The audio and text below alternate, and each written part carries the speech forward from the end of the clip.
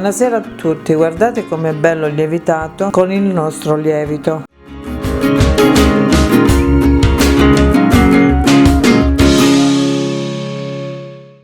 Ho tagliato una carta da forno rotonda, la poggio sopra una teglia, ora capovolgo.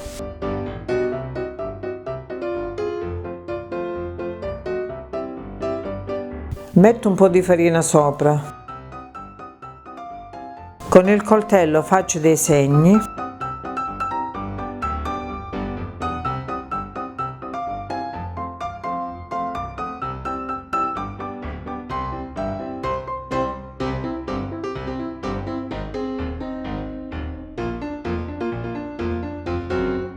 Precedentemente ho riscaldato il forno a 250 gradi statico. Ora che lo vado ad infornare, lo abbasso e lo metto a 200 gradi. Bisogna tenerlo in forno per un'ora.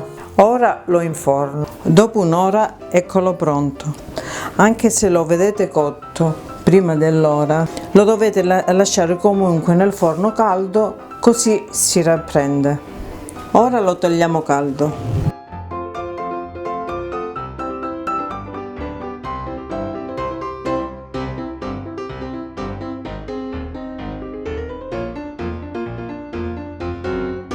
Eccolo pronto da gustare, croccante fuori e morbido dentro. Vediamo come dobbiamo sfruttare il lievito una volta tolto dal frigo. Quando vi serve il lievito per fare qualcosa, lo togliete prima dal frigo, lo lasciate lievitare fino al raddoppio e fate il lievitino. Per fare il lievitino vi occorre 200 g di farina, 120 ml di acqua e 200 g di lievito madre.